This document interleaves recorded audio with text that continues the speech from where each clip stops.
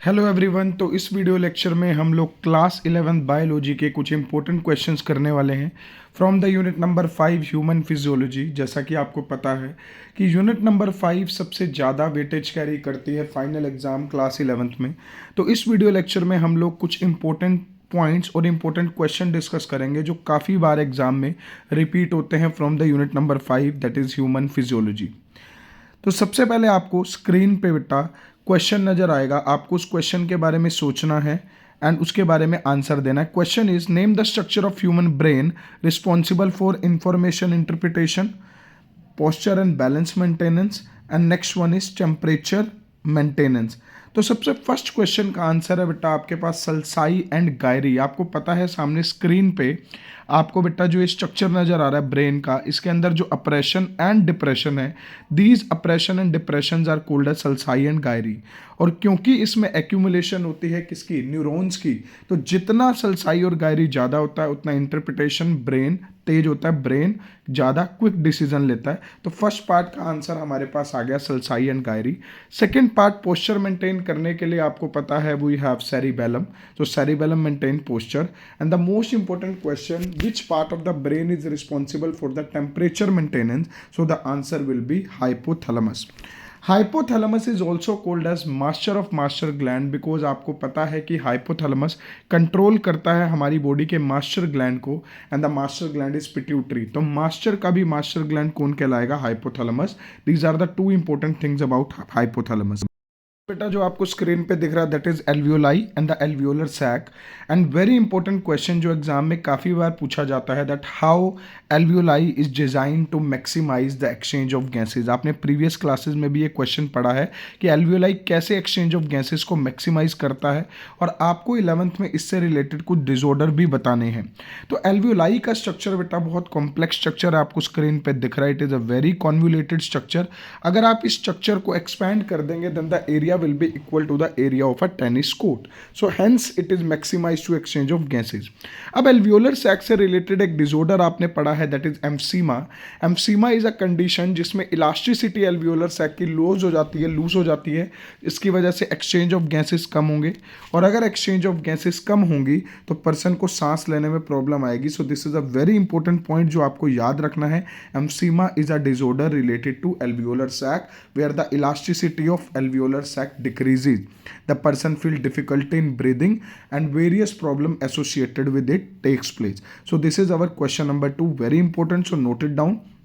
Next हमारे पास बेटा screen पे एक किडनी का स्ट्रक्चर है और आपको दो रीजन बताने हैं किडनी के और इसका सेक्शनल व्यू ड्रॉ करना है। आपको बेटा ये अच्छे से पता है कि किडनी के दो इंपॉर्टेंट रीजन्स होते हैं। Outer portion is called as renal cortex, renal मतलब kidney, cortex is the outer portion and inner portion is called renal medulla. तो इसका डायग्राम आप एनसीईआरटी में से देख के ड्रॉ करेंगे, very important. Next question on your screen, आपको सामने जो डायग्राम दिख रहा है बेटा उसको पहचान के आपने ये बताना है कि इस डायग्राम में कौन सा डिसऑर्डर है, और आपको इसी सेम कैटेगरी का एक दूसरा डिसऑर्डर एक्सप्लेन करना है। इस पर्सन को बेटा जॉइंट में पेन हो रही है, जॉइंट में इन्फ्लामेशन हो रही है बेसिकली, एंड जॉइंट में इन्फ्लामेशन को हम बोलते हैं अर्थराइटिस। जॉइंट अर्थराइटिस, अर्था मतलब जॉइंट और itis means inflammation. So arthritis is a condition where the joints inflammation takes place. जैसे आपको स्क्रीन पे अर्थराइटिस के 4 एग्जाम्पल दे रखे हैं, और अर्था मतलब joint and itis means inflammation, it is mentioned. तो यहाँ पे बेटा जॉइंट्स में पेन होगी and it will lead to a very problematic situation. Any another disorder related to joints, बिल्कुल ऑस्टियोपोरोसिस एक बहुत इंपॉर्टेंट डिसऑर्डर है बेटा। बोन काफ़ी पोरस हो जाती है, आप राइट साइड में देखो कितने बड़े बड़े होल माइक्रोस्कोपिक व्यू में पोरस हो गया। एक और अच्छा डायग्राम है, हेल्दी बोन में पोर्स होते हैं बट जो ऑस्टियोपोरोसिस होते हैं उसके अंदर होल्स का नंबर काफ़ी इंक्रीज हो जाता है, जैसे आपको सामने की पिक्चर में भी दिख रहा है। So osteoporosis the disorder. Next one is expand ORD and write one example of it. आपको पता है बेटा ORD stand for occupational respiratory disorder. सामने आपको स्क्रीन पे एक पर्सन दिख रहा है जो एक कांच की कंपनी में काम कर रहा है, क्लियर। तो कांच की कंपनी में काम करने वाले पर्सन्स को ऑक्यूपेशनल रेस्पिरेटरी डिसऑर्डर हो सकती है। ORD is basically the respiratory disorder occur due to occupation. Next question on your screen is that is name the disc shape cells of the human blood and write two features about it. बेटा आपको video में भी दिख रहा है, आपको disc shape कुछ sales नजर आ रहे हैं बेटा, तो आंसर आएगा डिस्क शेप सेल्स का RBCs, that is red blood cell, जिसको हम इरिथ्रोसाइट्स भी बोलते हैं। एंड ये जो सेल्स हैं बेटा, ये बहुत इंपॉर्टेंट रोल प्ले करते हैं, that is transportation of oxygen and carbon dioxide. और इसका दूसरा फीचर्स है, ये एकमात्र ऐसे सेल्स हैं बॉडी के जिनके पास न्यूक्लियस नहीं होता। Next question, expand CAD and right it's another name. आपको पता है बेटा, एक स्पेशल टाइप का डिसऑर्डर होता है कोरोनरी आर्टरी डिसऑर्डर। आपको सामने स्क्रीन पे एक डायग्राम दिख रहा है जिसके अंदर CAD कोरोनरी आर्टरी डिसऑर्डर और आर्थियोस्क्लेरोसिस दिखा रखा है बेटा। येलो कलर से यहाँ पे डिपॉजिट हो चुका है फैट और कोलेस्ट्रॉल, जिसकी वजह से आरबीसीज अच्छे से पास नहीं हो पा रहे। और अगर आरबीसीज पास नहीं होंगे, एरिया कम होगा, तो प्रेशर इंक्रीज होगा। और यहाँ पे आपको वीडियो में भी दिख रहा है कि यहाँ पे प्रेशर बहुत ज़्यादा हो चुका है एरिया कम होने की वजह से। So it leads to hypertension condition और हाई BP कंडीशन। क्लियर। जैसे ये सामने बेटा एक डायग्राम दिख रहा है जिसके अंदर एक साइड पे, लेफ्ट साइड पे एरिया ज़्यादा है और राइट साइड पे एरिया कम है, क्योंकि बीच में डिपोजिशन है, तो एरिया कम होगा, तो it will lead to high pressure condition, जिसको हम मेडिकल टर्म्स में बोलते हैं हाइपरटेंशन। नॉर्मल ब्लड प्रेशर होता है 80-120, but hypertension the blood pressure goes to 120, 140, 160 and so on. Next one is define synapse. आपको इसका डायग्राम बनाना है और कुछ न्यूरोट्रांसमीटर के एग्जांपल्स देने हैं। आपके NCERT के अंदर बेटा एक बहुत अच्छा डायग्राम बना हुआ है, आप इसी डायग्राम को ड्रॉ करेंगे, जिसके पास न्यूरॉन्स का स्ट्रक्चर एंड पॉइंट है एक्सोन टर्मिनल, बीच में है synaptic vesicle, there are specialized protein, there are specialized chemical you can say which are called as neurotransmitters. और ये न्यूरोट्रांसमीटर सिग्नल ट्रांसमिट करते हैं एक न्यूरॉन को दूसरे न्यूरॉन से। एक्चुअल में यहाँ पे जो स्ट्रक्चर बना हुआ है बेटा, ये स्ट्रक्चर रिप्रेजेंट कर रहा है कि कैसे एक न्यूरॉन सिग्नल ट्रांसमिट करता है आइदर दूसरे न्यूरॉन को और किसी मसल को। तो इसकी सारी लेबलिंग बेटा बहुत इंपॉर्टेंट है। और आपको कुछ एग्जाम्पल करने हैं न्यूरोट्रांसमीटर के, एसिटाइल कोलिन, एपिनेफ्राइन, डोपामिन, गाबा। ये कुछ एग्जाम्पल है बेटा न्यूरोट्रांसमीटर के, तो आपको अच्छे से प्रिपेयर करने हैं। नेक्स्ट आपके पास बेटा एक पिक्चर दिख रही है, उस पिक्चर से आपको एलर्जिक रेस्पिरेटरी डिसऑर्डर का नेम बताना है। एक एलर्जिक रेस्पिरेटरी डिसऑर्डर है बेटा, that is called as asthma. Asthma is a very important disorder.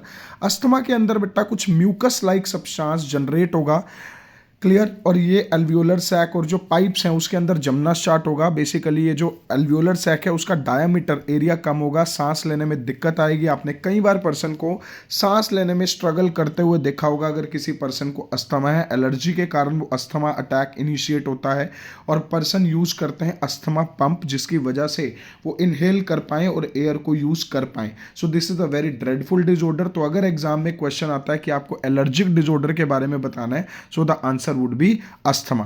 Clear. Next आपके पास जो क्वेश्चन बेटा आपको स्क्रीन में दिख रहा है, that is what is ECG।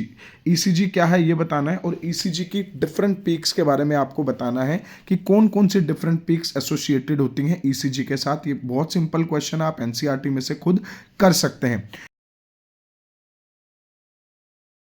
Next question is why the flow of information from axon terminal to next neuron is unidirectional. बेटा बहुत सिंपल सा क्वेश्चन है और इसका सिंपल सा आंसर है कि जो नेक्स्ट न्यूरॉन होगा उसके डेंड्राइट पे कुछ रिसेप्टर प्रेजेंट होते हैं, वही सिग्नल को रिसीव कर पाएंगे, और जैसे ही वो सिग्नल को रिसीव करेंगे तो वो नेक्स्ट न्यूरॉन में पास करेंगे।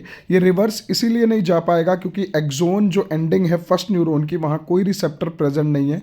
Receptors are only present on the next neuron. Next आपको स्क्रीन पे एक पिक्चर दिख रही है, आपको बताना है डिसऑर्डर कौन सी है। This disorder is called as gout और गोट, जो भी आप बोल सकते हो बेटा। Gout is a condition where the uric acid crystals get accumulated in the joint which leads to a very painful condition. आपने सुना होगा कई बार यूरिक एसिड बढ़ जाता है हमारी बॉडी में। ओल्ड एज पर्सनस के अंदर ये काफ़ी देखा गया है, यूरिक एसिड बढ़ने के कारण काफ़ी पेन होती है, तो उसके कारण जो डिजीज होती है that is called as gout, और जिसका डायग्राम आपको स्क्रीन पे दिख रहा है। Next question is what is angina pectoris? But angina pectoris is a condition of acute chest pain. Point number 1 occur due to lack of oxygen. जब heart muscles को proper oxygen नहीं मिलती, it leads to acute chest pain and that condition is called as angina pectoris. ये थोड़े time के लिए रहती है but it can be dreadful.